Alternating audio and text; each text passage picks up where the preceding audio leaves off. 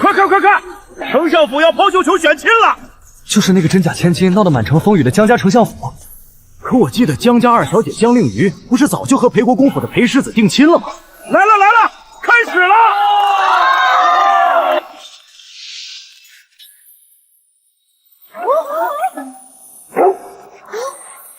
这真千金的绣球竟然被狗叼走了！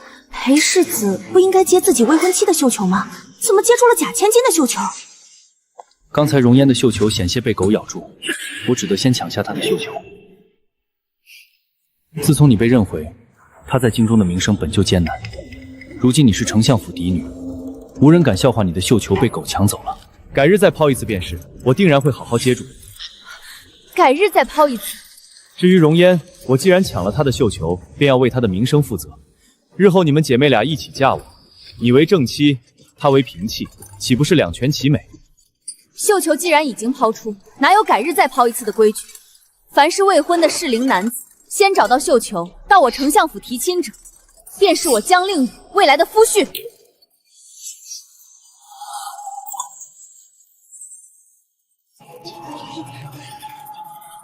你一定要这样与我置气吗？绣球被狗叼走，大家不过当是个笑谈，你重抛一次也在情理之中。你为了赌气，胡乱许诺要嫁给捡绣球的人，到时若反悔，便会被人说是言而无信。你可知这样有多丢脸？抛球前，你指天发誓定会抢到我的绣球，原来你的誓言竟连一条狗都抵不过。君子一言，驷马难追。我虽为女子，却也讲得这个道理。话已出口，我绝不反悔。令瑜，快成亲的人了，怎么还这么孩子气？若捡到绣球的是个瞎子瘸子，难道你也要嫁吗？是，便是瞎子瘸子，我也照嫁不入。诗燕哥哥，你千万不要和妹妹计较，妹妹只是正在气头上说的气话而已。都是我不好，若非我抛绣球的时候失了准头，险些落入狗赌之中，你也不会为了保我的名声而接了我的绣球。谁知竟反倒让妹妹的绣球被狗叼走了。与你无关，本只是一件意外小事。若非江令宇无理取闹横生枝节，也不会闹到如此难以收场的局面。既然你已经抢了江容嫣的绣球，你我曾经的盟誓便做不得数了。这帕子是我亲手绣了送你的定情信物，也该还给我了。江令宇，这是你自己说的，日后若想反悔，再怎么哭求我，我也是不会应的。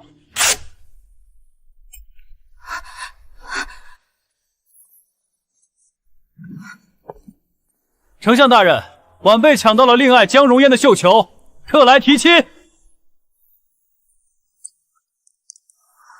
裴世子要娶的是容嫣，可是裴世子不是已经和小女令宇说定了亲事吗？只是私下口头说了几句而已，既未托媒人来说亲，也没有下聘，如何能算得上是定了？今日我既然抢到的是容嫣的绣球，便是姻缘天定，天命难违，我又怎好违背天意？这倒也是，你与容嫣本就是青梅竹马，若非去年我发现令宇才是我的亲生女儿，只怕你和容嫣年初就该成亲了。对了，令瑜的绣球被何人接到了？孽女，你是想要丢光我的脸面吗？竟然敢随口许下要嫁捡到绣球之人，简直有辱门楣。若对方是位世家子弟，还则罢了；若只是个白丁或是贫寒子弟，日后我岂不是会被同僚笑话死？什么？这如何使得？万一对方心怀不轨，那是要误了终生的呀！你给我滚去祠堂，跪地思过！令瑜，只要你现在求我，我还可以允你入府做个平妻。令瑜，还不赶紧给世子服个软！若你那绣球随便被个庶民乞丐捡走，可该如何是好？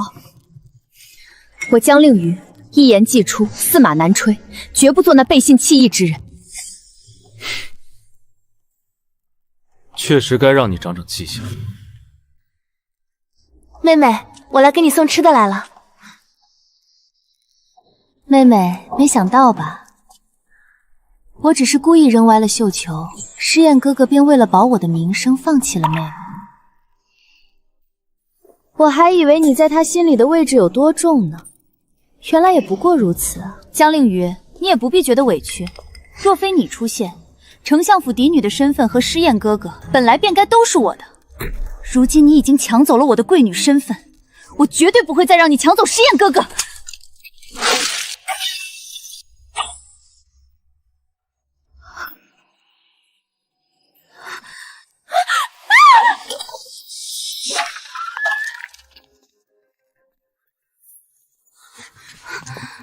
江令宇，容颜好心给你送饭，你为什么要这么对他？不是我，是江容颜自己摔了石盒，想要陷害我。容颜心地善良，对你处处关切，你却丝毫不领情，反而倒打一耙，拿他撒气。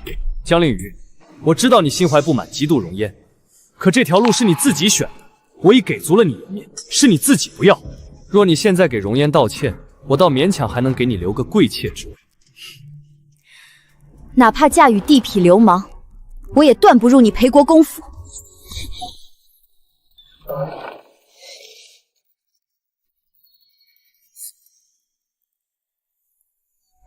我和江容嫣出生时便被乳娘交换了，她成了千金，我成了草芥。后来我进了裴府当丫鬟，过得还算不错。我干活利落，被送到她房里伺候。她性情温良，哪怕我弄洒了茶水，她也只顾着请大夫帮我看看。我在她身边伺候了7年，她教我念书识字，久而久之生了情意，红着脸与我表白。令宇，我心悦你。我当然也有心动，但我一个丫鬟，至多在她身边做个通房，连当妾室都没资格。我不想一辈子为奴为婢，便忍痛拒了他的情意。他向我许诺，定然会做到娶我为妻，竟真的跪在国公夫人院子里求了3天。国公夫人自然不会应允。别哭，既然阿娘不允，我便自己考功名，日后凭自身顶门立屋，定然娶你当正头娘子，一生一世只你一人。是我心想，便是通房丫头我也认了，我只愿留在他身边长相守。后来丞相夫人来谈话，发现我与她母亲长得像。你长得真像我那过世的母亲，便派人去查，才得知我才是她的亲生女儿。等闲变却故人心，裴诗燕，你的誓言真让人恶心。妹妹这是才从祠堂出来，哎呀，我这几日忙昏了头，倒忘了给妹妹送饭了。这些东西都是诗燕哥哥送给我的定礼，妹妹若有喜欢的，尽管拿去，算是我的赔罪礼。不必，妹妹这时还与我置气呢。这都3日了，也无人拿绣球来求亲。万一要是绣球再也找不到了，妹妹岂不是要苦等一辈子了？妹妹这又是何必呢？蝴蝶白玉簪是金玉轩买的，翡翠玉镯是千宝坊的珍品，还有这珍珠冠、宝石步摇皆是从江南买回来的。裴诗燕当真是小气，这些东西是她曾经给我预备的定礼，金银物件上还刻了我的名字，如今竟原封不动送给你，未免太过敷衍。走，姐姐该好生说说她才是。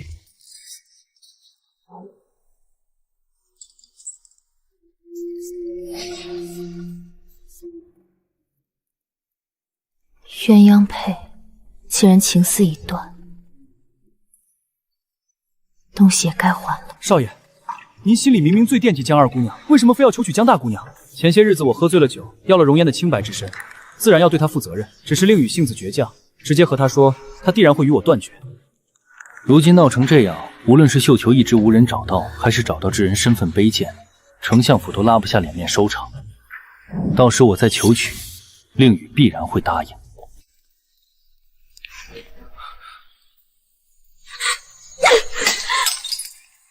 裴诗燕，你我从此恩断义绝，再不必相见。令宇，既然你听见了，我们干脆把一切都摊开来说。是我不该瞒骗你，但如今容颜已经怀了身孕，我非娶她不可。可我心中始终最爱的是你，我是真心想要娶你。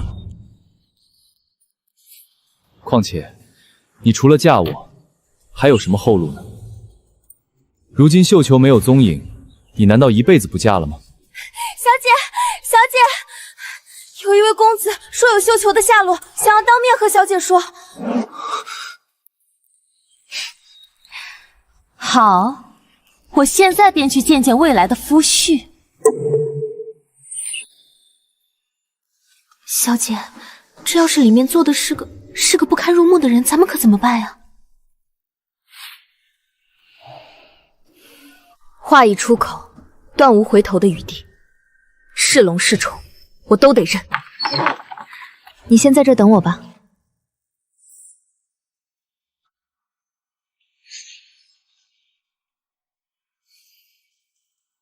姑娘好。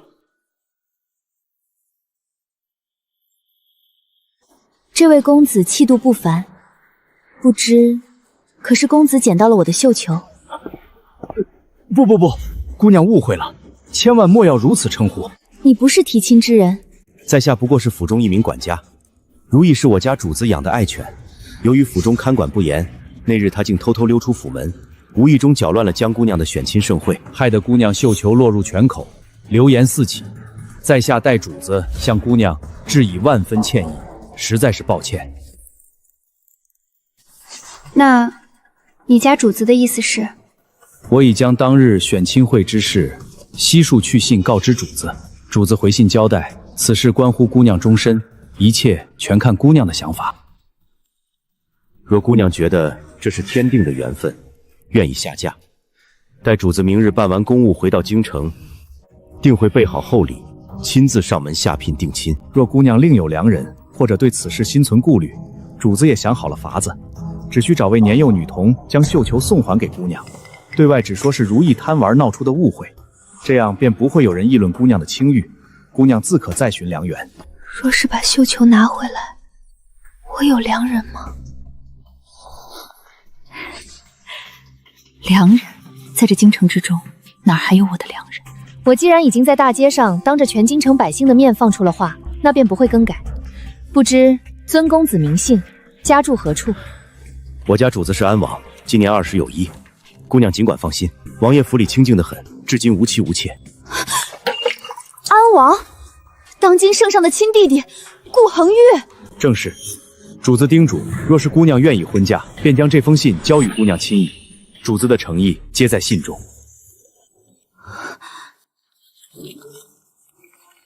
江姑娘，可是有何不妥？安王，竟然是那位小皇叔。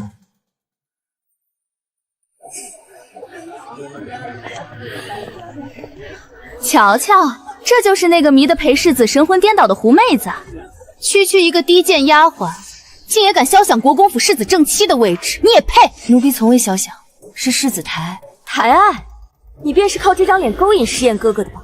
只要毁了你这张脸，看你还拿什么去狐媚惑主！这裴府的花开得不错，可惜这赏花的人心肠却毒得跟蛇蝎似的。啊！你是谁？竟敢管我的闲事？几位颇有贤名的贵女，背地里竟然是这般泼辣，本王倒要好好和你们讨教讨教，如何一副狠辣心肠，却还能有个好名声？可怜本王为人正直善良，却总被人挑有错来编排。若是让太后知道京中贵女如此行事，不知各位的家族名声还保不保？快走！山王，这个混世魔王惹不得。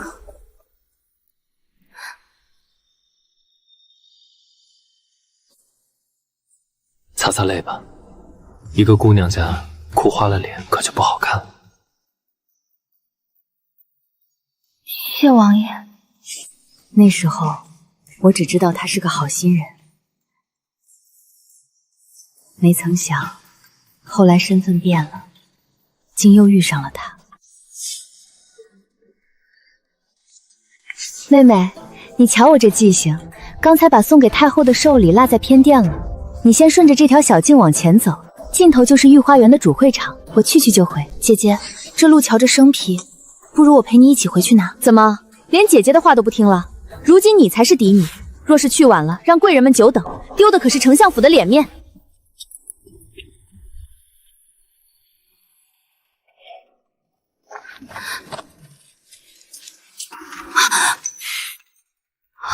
若是再往左转，你就要进冷宫陪那些疯妇人捉鬼去了。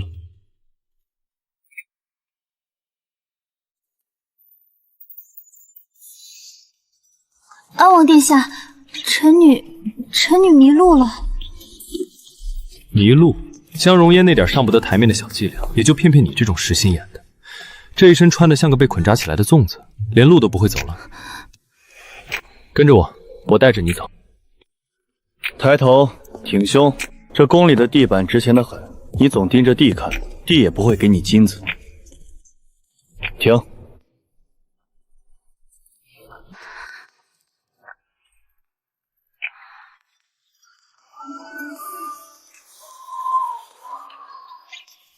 别人若是戏弄你，你就直接撞回去。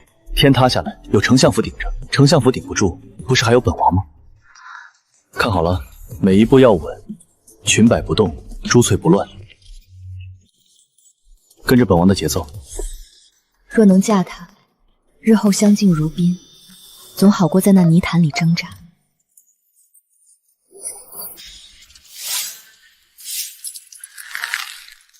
裴世子在这站了半个时辰了，那脸拉得比驴还高。二姑家回来，怕是要遭殃。锦韶，你没看那腰间的玉佩都快被捏碎了。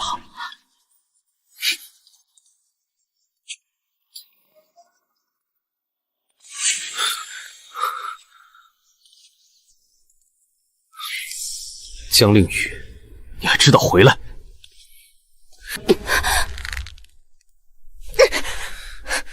本世子在跟你说话，你装什么清高？刚才在茶楼里，那个捡到绣球的人，就是他。我打听过了，不过是个名不见经传的平庸之辈。江令宇，你是不是疯了？你宁愿嫁给那样一个平庸无能的才子，甚至是个下三滥，也不愿回头看我一眼。你说，我裴时夜哪里不如那个只会捡便宜的缩头乌龟？是，哪怕对方真的只是平庸之辈，哪怕他一无所有，只要他有一颗真心，就比你强上100倍、1000倍。好一个真心！你以为这世道靠真心能活命？裴时夜，听清楚了，我江令宇，便是嫁乞丐、嫁残废，也绝不嫁你这种满口仁义道德，实则安家算计的伪君子。我绝不嫁你！好，你有骨气，我倒要看看你那所谓的夫婿能不能迈进这相府的大门。等你在那贱民手里哭干眼泪的时候，跪下来求我，我也不会再看你一眼。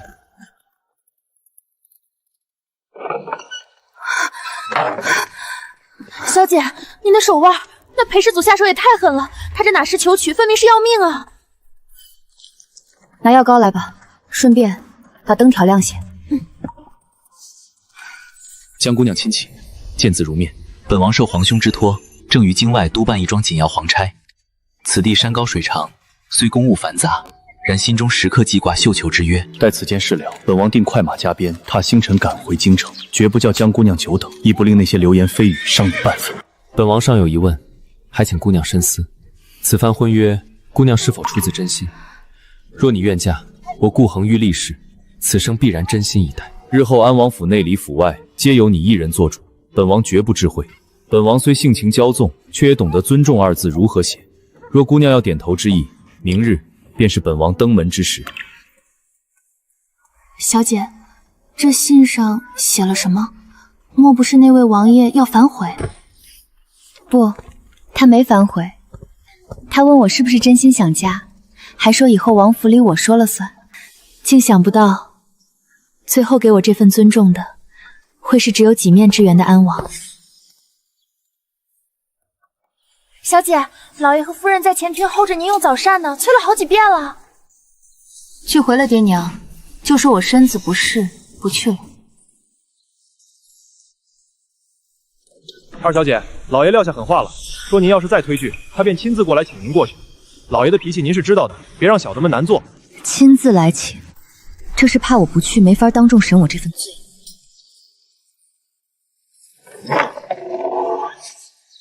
走吧。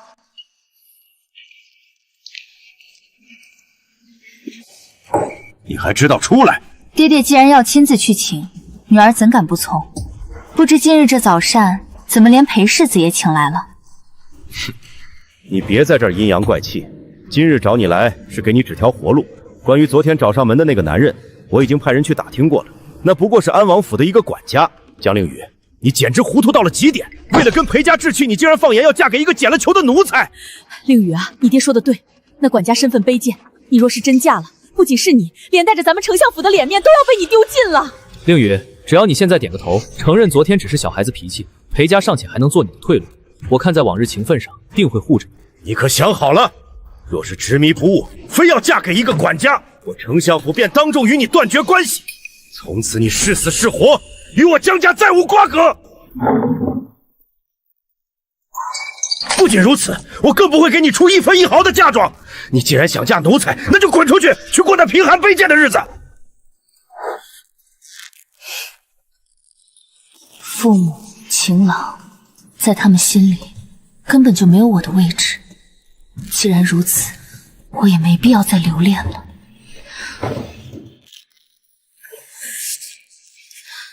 多谢爹娘的生育之恩，女儿身无长物，仅有宫里贵人赏赐的那些节礼，如今全部留在丞相府，也算还了这1年多在府中的吃用开销。我孑然一身而来，如今不带一物离开。从此以后，我与丞相府断绝关系，死生不相干。给我拦住他！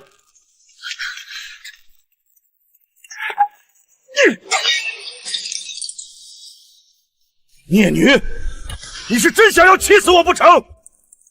你离了丞相府还能去哪里？去找安王府的管家吗？你不要脸，我丞相府还丢不起这个人。绿雨，你真的要把你爹气死才甘心吗？还不快道歉！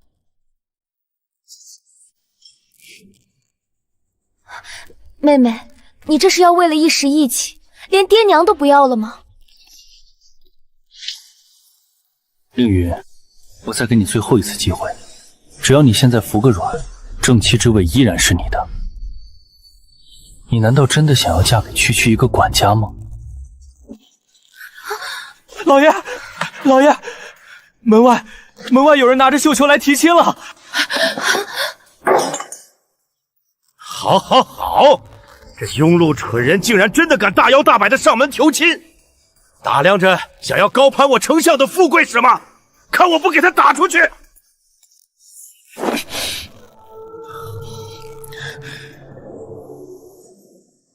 令宇，丞相大人是绝不会同意你嫁给一个管家的，一定要让事态走到无法收场的地步吗？只要你现在点个头，所有的麻烦我都会为你解决。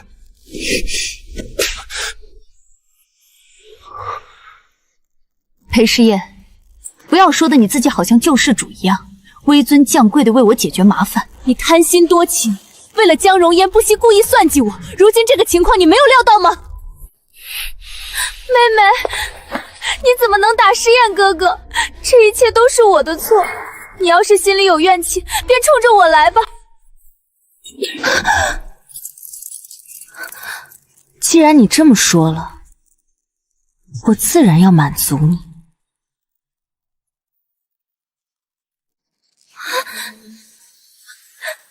我不知是哪里惹到了妹妹，或许我的存在就是一个错误。诗燕哥哥，容颜福薄命贱，不配嫁给你，你只娶了妹妹便可。我当个丫鬟，日后给你和妹妹端茶倒水，便心满意足了。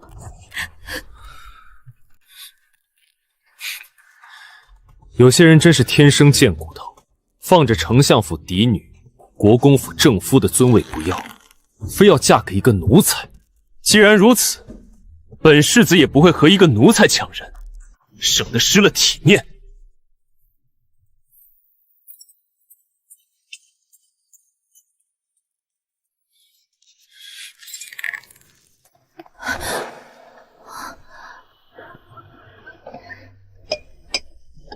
王爷，您请用茶，这可是老臣珍藏多年的上好纯茶。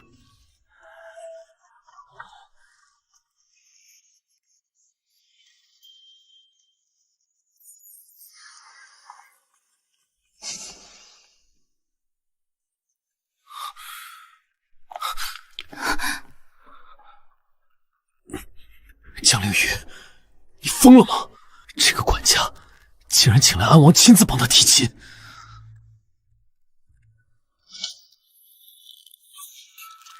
想来他是打定主意不让丞相悔婚。你既然厌恶我的心计谋算计，又怎能接受被一个攀高枝的管家如此算计？不要再执迷不悟了，如今我还可以豁出去救你一回。只要我开口，安王总会给国公府几分面子。一旦下聘定亲，便是再无转圜余地了。到那时，你哭都找不到地方。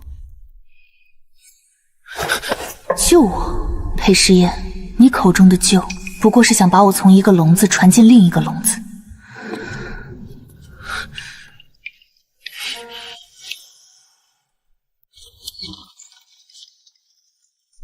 乖乖，这都抬进去30多箱了吧，还没到头。你看那箱子缝里露出来的，那是南阳的云缎吧？1匹值100斤啊！不是说江二姑娘的绣球被狗叼走了吗？这到底是哪位豪横的主来提亲？红珊瑚树1对，深海明珠100颗，金丝楠木家具1副，蜀锦绢花50匹。禀老爷，聘金黄金1万两，白银5万两，更有各类珍奇玩物，尚未计全。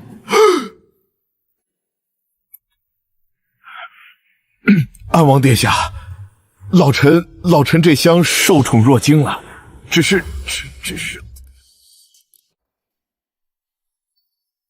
这阵仗比裴公府还大呀！二姑娘这是要交大运了，大运嫁个奴才，穿得再好也是奴才婆婆，有什么可羡慕？哼！殿下，您对自家管家的这份维护，老臣看在眼里，这诚意确实足。哦，那丞相大人的意思是？只是这丞相府的嫡女嫁给一个管家，说出去实在是有损名声，老臣日后在同僚面前也抬不起头。不如这样，殿下可否撤了这管家的奴籍？老臣自会在朝中运作，想办法给他找个微末的闲职差事，这样对外宣称总算全了老臣的体面，也让令宇有个依靠。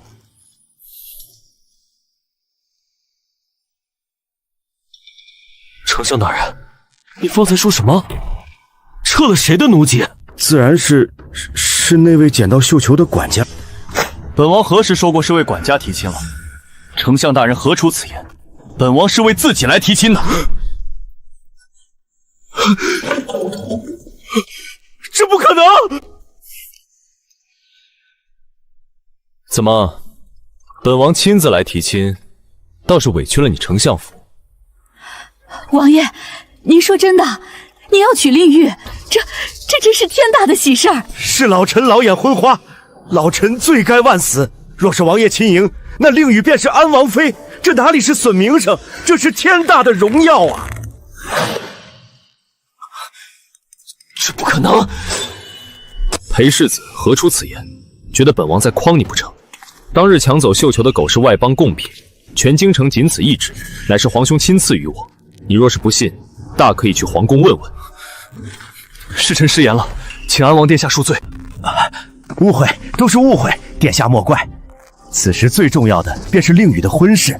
安王殿下今日既然带着聘礼过来了，不如就将此事说定。且慢，方才早膳时，丞相大人已经与我断绝父女关系，如今我的婚事也不必由丞相府插手。那只不过是气话，亲生父女之间难道还要记仇吗？令宇，你是娘身上掉下来的一块肉，爹娘焉能真的与你断绝呀？令宇，爹也是为你好，怕你所嫁非人，才说出那些狠话激你。如今捡到绣球之人是安王殿下，你得了好姻缘，爹自然心里踏实了。你且想想，若是你真离了丞相府，你该从何处出嫁？又哪来的嫁妆？这便不劳丞相大人操心了。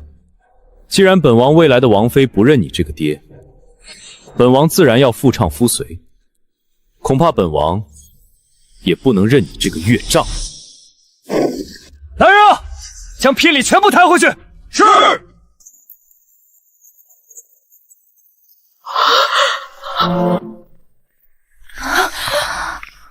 孽女，你给我站住！王爷仪仗，闲人退避。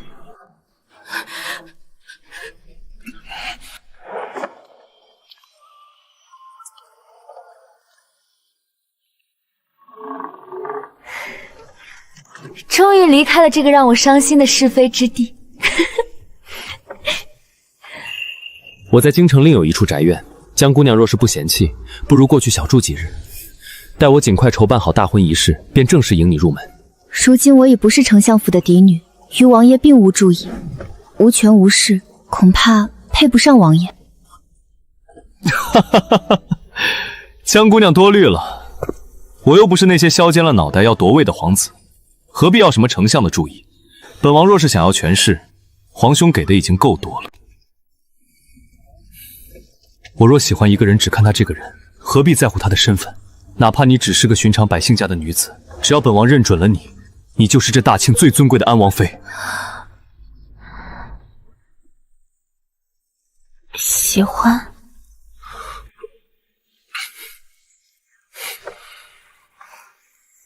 既然如此，便全由王爷安排吧。这处院子是我早年间置办的，一直空着，你且安心住下。这里的下人都是我的心腹，没人敢给你脸色看。多谢王爷。先别谢，等大婚仪式筹办好了，本王要风风光光把你从这儿迎进那扇墙那边去。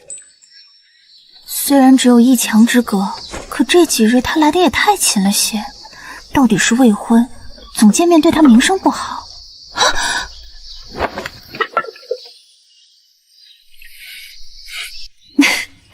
王爷，你这是唱的哪一出？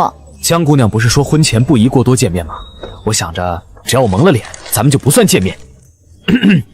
江令瑜，本王现在是蒙面歹人，快接了这赃物，饶你不死。王爷贵为千金之躯，竟干这种爬墙的勾当，就不怕皇上知道罚你？皇兄忙着批奏折呢，哪管得了我？再说，为了跟自家媳妇说话，爬个墙怎么了？若是裴世燕，哪怕在最情浓的时候，跟我说话也总是端着那副高人一等的世家傲气，言语间尽是恩赐。王爷，你慢些。怎么样，糕点还是热的吧？很香。王爷，明天还来吗？只要你喜欢，本王天天在这儿给你送糕点。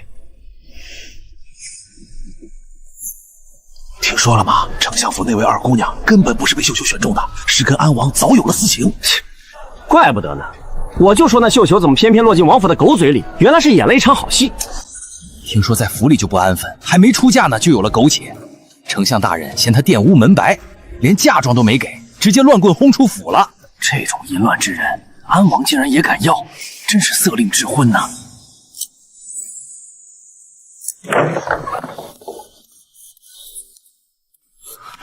王爷，您消消气，奴才这就去封了那些长舌妇的嘴。封嘴！本王要把他们的舌头全部拔下来喂狗！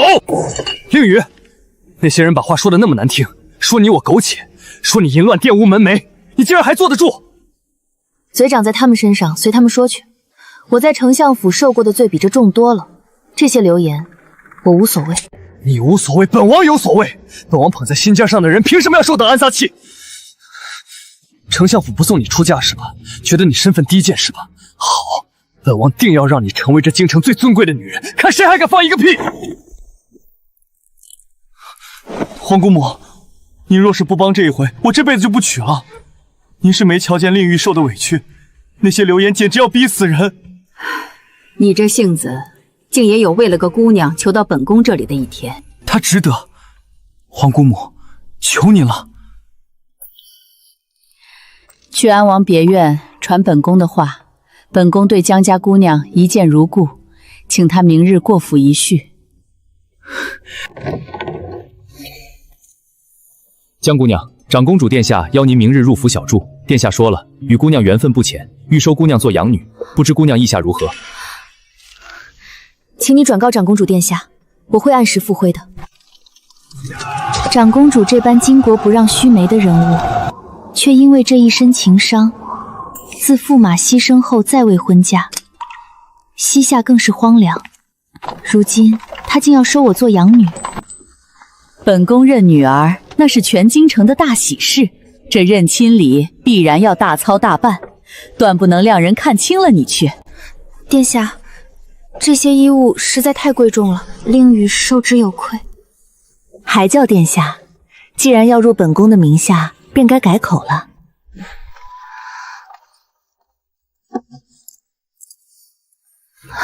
别动，这簪子你戴着最合适。这簪子是父皇在世时亲自绘图命人为我打造的，本宫当年宝贝的紧，总想着将来传给女儿或是儿媳。可惜驸马死得早，本宫膝下并无儿女。这簪子落了灰，如今总算有了主人。幸亏恒玉这孩子心细，这些年时常跑来陪本宫逗乐，才解了本宫心里的苦闷。这些年，无论谁给他选亲，哪怕是太后亲自指认，他都一口拒绝，只说这辈子非心爱之人不娶。本宫那时候便知道，他心里早就藏着人了。这次他为了你，特意求到本宫这里来，撒娇卖坏，非要让本宫认你做义女。原本本宫还想端着架子瞧瞧，可今日一见，你倒也是真的合本宫的眼缘。你这女儿，本宫是真心认下了。祝你和恒玉日后和和美美，相伴白头。女儿多谢阿娘。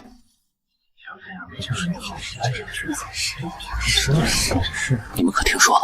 长公主这养女神秘的很，不知是何方神圣能入得了这位的眼？谁知道呢？能让长公主亲自出面认亲，来历定然不简单。不知为何，我这心里总觉得慌乱的紧。长公主到！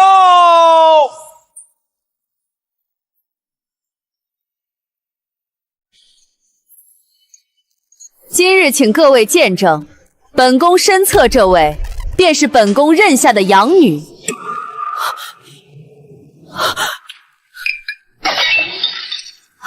娘，阿娘，女儿有些头晕，想去花园透透气。去吧，别走远了。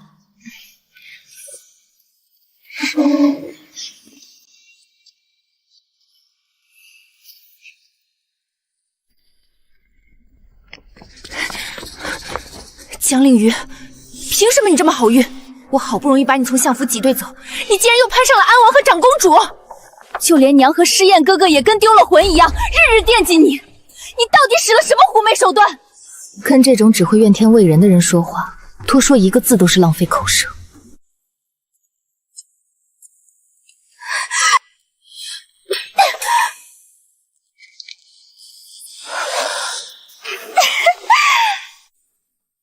江令宇，我定然会让你声名狼藉。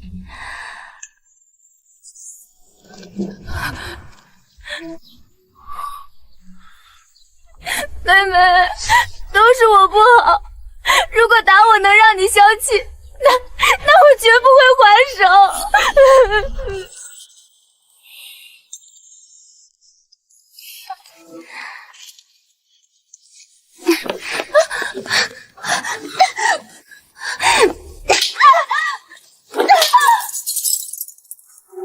江荣烟，这种自残陷害的小伎俩，你还没用腻吗？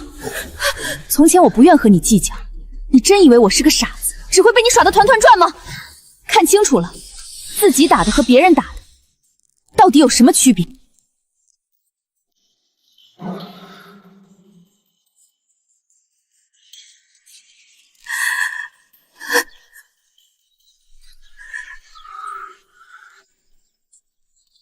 令宇，是我不好，是我被蒙蔽了双眼，是我贪心滥情，才让你受了这么多委屈。我不娶容烟了，真的，我不娶她了。如今安王那边还未下聘定亲，一切都还来得及。令宇，你当真要割舍我们多年的情谊吗？回到我身边吧，我定会千倍万倍补偿你。令宇，娘真的错了，是娘猪油蒙了心，竟然信了他的鬼话。你是娘身上掉下来的肉啊！跟娘回家吧，以后这府里没人敢再欺负你，娘把所有的嫁妆都给你。情谊，裴诗燕，你说的情谊，是在我绣球被狗叼走时冷嘲热讽，还是在我被关祠堂时逼我做妾？还有您，我的亲生母亲，在我受辱时您在哪里？在我被江荣烟陷害时，您又在偏袒谁？我现在有了疼我的阿娘，有了真心待我的未婚夫。谁稀罕你们迟来的那点廉价亲情和情谊？江令宇，你这个冷血的小人！冷血，比起你们的无耻，我还是差了点。那些曾经像枷锁一样困住他的东西，在这一刻悉数崩塌。令宇，这边，本王给你备了最爱的荔枝。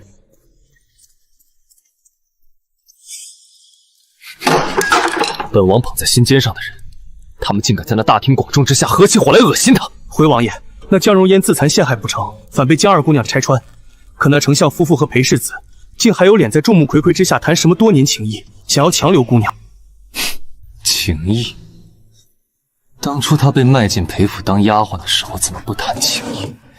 绣球被狗叼走的时候，怎么不谈情谊？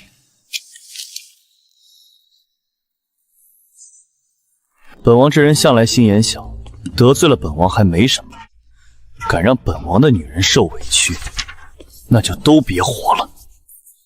传信下去，这份证据连夜递到皇兄案头，本王要让这丞相府见不到明天的太阳。哭哭哭，就知道哭！如今长公主认了他，安王又护着，这关系要是修补不上，咱们相府就彻底完了。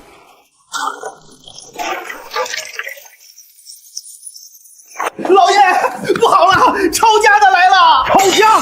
谁敢抄本相的家？圣旨呢？罪臣江氏贪墨巨款，受贿证据确凿，皇上有旨即刻抄家，剥去官服，查封家产。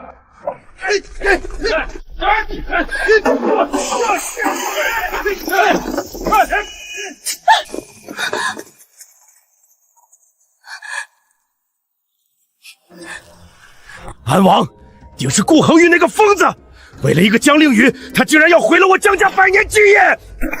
安王殿下说了，江大人既然这么喜欢算计亲生女儿，那就去北境苦寒之地，好好算算剩下的日子怎么过吧。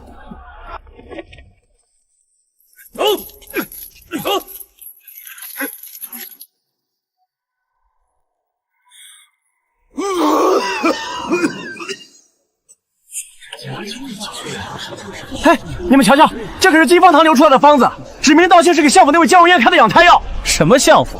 现在那是罪臣之家，那江荣烟还没出阁吧，肚子就大了。这还用问？跟裴国公府那位世子爷早就有风流债了，听说是在花园里就……裴诗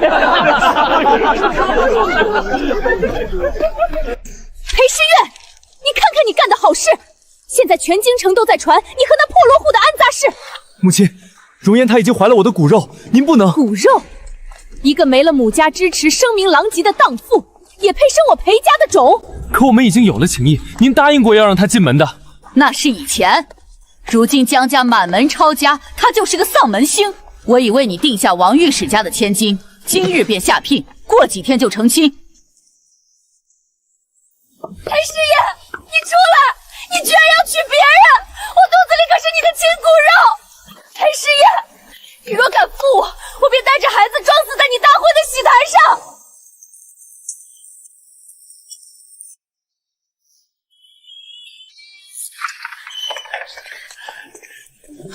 你们干什么？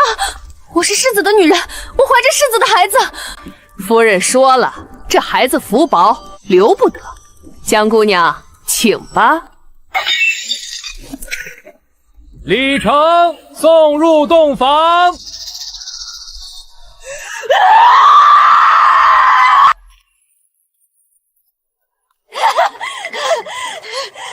裴师爷，你还我的孩子，还我的命来！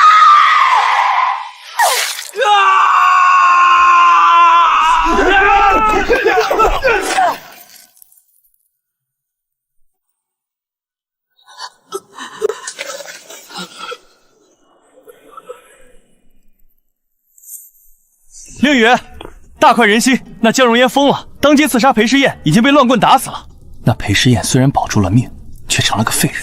王爷这消息倒是灵通的很。本王亲自放的风声，能不灵通吗？看着那些欺负你的人一个比一个惨，本王心里这口气才算出了。你不是总说自己最是良善吗？怎么今日笑得这么像话本里的反派角色？良善是对你的，至于那些欺负过你的人，对于他们来说，我顾恒玉就是个恶贯满盈的反派角色。裴家散了，江如烟也落得那样的下场。顾恒玉，我现在觉得像在做梦。怎么，觉得本王下手太重，吓着你了？不是，我只是有些好奇。顾恒玉，我们回京之后真正见面的次数并不多。你是高高在上的安王，而我当时声名狼藉，你为什么对我这么好？因为我心悦你。说正经的，别打趣我。你我在抛绣球之前见面不过数次，你怎么可能就陷得这么深？凌雨，这世间的缘分，有时候早在你还没记住我的时候，就已经刻进骨子里了。什么意思？这就要从6年前说起了。乔乔，这孩子肿成这样，莫不是得了什么瘟疫？快走快走！就是，别沾了晦气，长得跟个大猪头似的，真恶心。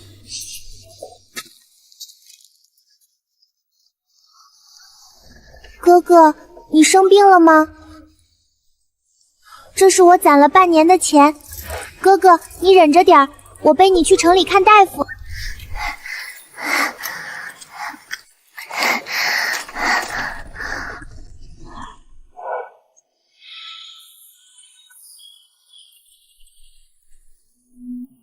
只可惜，等我醒来之后，大夫说送我来的小丫头已经不见了。我找了你很久。原来是你。直到我在裴公府里再次见到你，你那时在裴氏宴院子里伺候，我一眼就认出了你。那时候我只觉得那个过敏病重的哥哥可怜，从未想过他竟是高高在上的亲王。既然你认出了我，为什么当时本想是争一争，去向裴家要人，却得知你与裴诗言情投意合，甚至到了谈婚论嫁的地步。你绣球选亲时，我其实根本不敢去，我特地避开接了皇兄出城办差的苦差事，就是怕自己坐在台下看着你把球扔进裴诗燕怀里，我会忍不住去抢亲。可谁能想到，如意那傻狗竟然立了大功，他搅乱了全城的选亲。这就是良缘天定，连老天都觉得我们更配。这球啊，注定是要落在我顾恒玉手里的。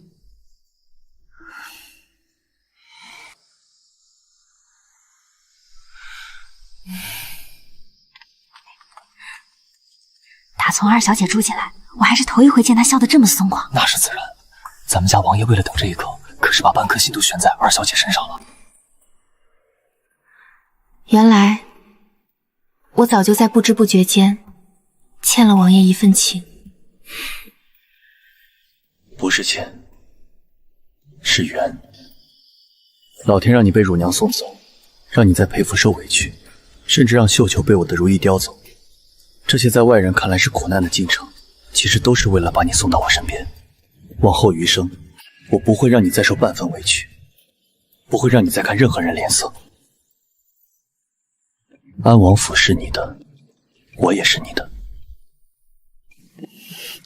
从前在裴府做丫鬟，我盼的不过是一口饱饭，一丝温情；任回丞相府，我盼的是父母疼惜，情郎真心。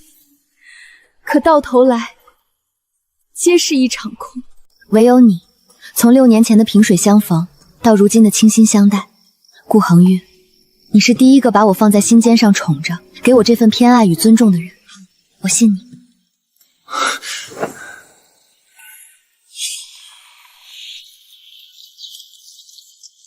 这都谈了2个时辰了，心里居然还没见尾。听说是安王殿下亲自盯着礼部尚书办的，从王府排到了长公主府，这架势，太子妃出嫁都不曾有过。从前谁说她是丧门星的？这分明是泼天的富贵。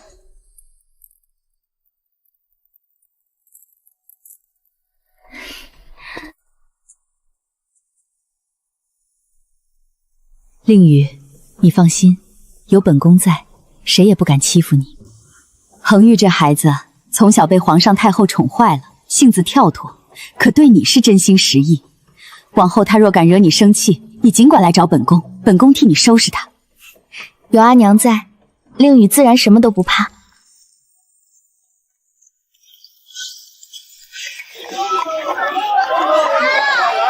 这阵仗，安王殿下当真是把半个国库都搬出来迎亲了吧？谁能想到，几个月前还是那个被狗叼了绣球，连家门都进不去的落魄二姑娘，如今成了长公主的嫡亲养女，安王的心尖宠。哎，这就叫大难不死，必有后福。那丞相府和裴公府现在怕是肠子都悔青了。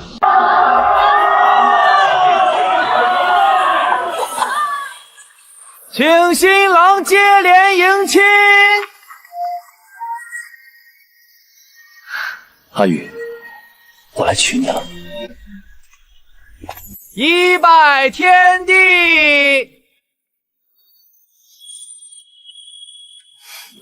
殿下，这还没到夫妻对拜，手得先松松。不松，本王等了6年，好不容易攥住了，死也不松。2拜高堂。夫妻对拜。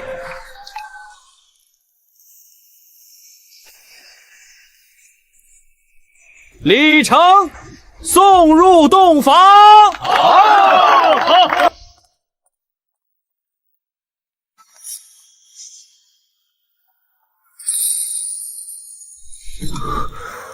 阿玉，你真好看，好看的让我想把全天下最好的一切都捧到你面前。这东西沉，压坏了本王的心头肉，本王可要跟礼部那些老头子没完。阿玉，喝了这杯酒，我们便是一生一世的夫妻。上穷碧落下黄泉，永不分离。以后这里就是你的家，再也没有人能让你受委屈。